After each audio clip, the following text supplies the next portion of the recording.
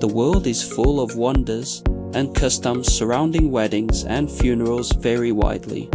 Some regions allow same-sex unions, while others practice the custom of ghost marriages. Most people have only one partner in their lifetime, but in some cultures, it is legal for a man to have dozens of spouses. Some cultures practice child marriage, while others see individuals tying the knot in their twilight years. Post-marriage living arrangements also vary by region, with some couples residing with the husband's family, while others live with the wife's family. There is no hierarchy among these customs. Each deserves respect. As an ancient civilization, India naturally has its own unique marriage customs.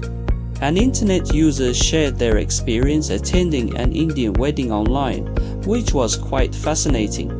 She mentioned that in India, a wedding is not only a lifelong milestone for the couple but also a grand celebration for two communities or families. Many families spare no expense, even exhausting their savings, to arrange a dignified and grand wedding for their children, demonstrating just how significant these ceremonies are in Indian society. There is a common misconception that the bride's family bears the entire cost of the wedding.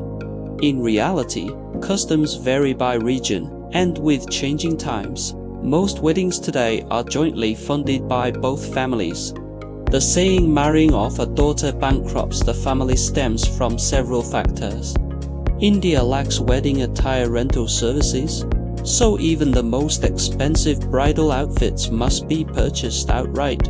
Additionally, brides are expected to wear lavish gold jewelry, with these costs far exceeding the groom's attire expenses.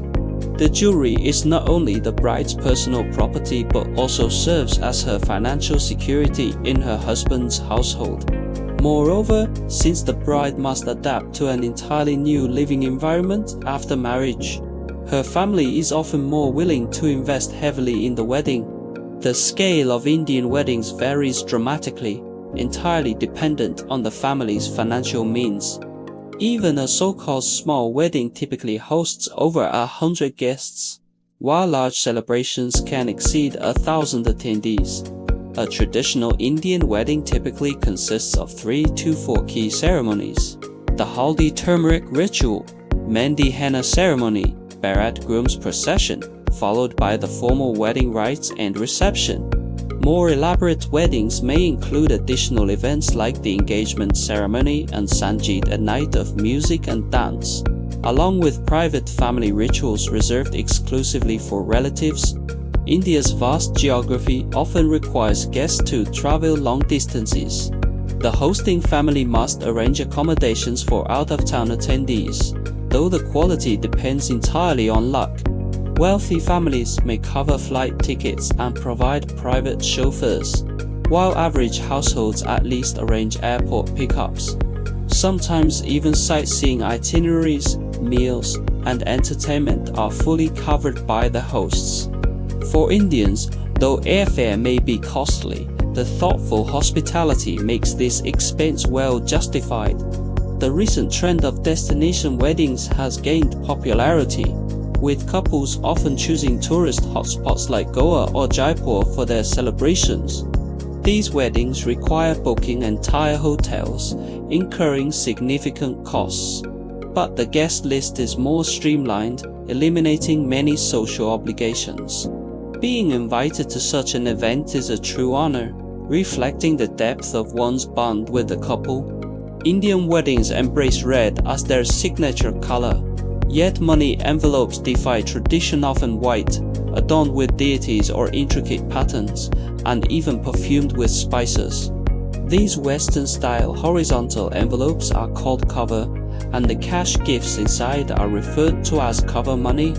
Indians splurge on weddings purely to showcase family prestige, never expecting to recoup costs through cash gifts. The gifts from guests are merely symbolic gestures, negligible compared to the actual expenses incurred.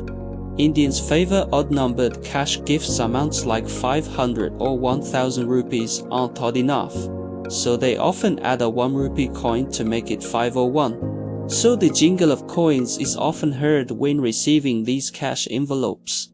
Beyond cash gifts, close relatives and friends often prepare elaborate presents to present alongside the red envelopes. Except for destination weddings where punctuality is mandatory. Tardiness is oddly common in other ceremonies, though the length of delay dictates the quality of your experience. Indians dine notably late. Lunch may stretch until 2 p.m., while dinner often begins at 9 p.m. or later. Wedding venues serve food continuously, so guests need never worry about going hungry. In India, the closer one's relationship to the couple, the more opulent the attire expected. The bride's sisters often dress nearly identically to her, distinguishable only by their henna patterns. The bride's own hands and feet boast the most intricate designs, with foot art reserved exclusively for her.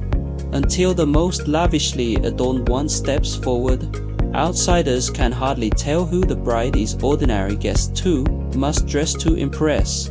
Indians strictly separate everyday wear from ceremonial attire, with formal outfits required to meet at least one criterion: premium fabrics, meticulous design, or lavish embellishments.